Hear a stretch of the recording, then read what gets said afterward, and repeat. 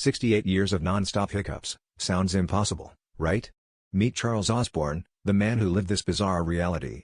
Starting in 1922, his relentless hiccuping began without warning and continued for nearly 7 decades, baffling doctors and defying any treatment.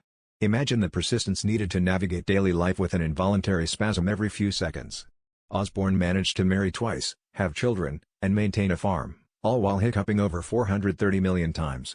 This medical mystery left scientists scratching their heads, as no underlying cause was ever definitively identified.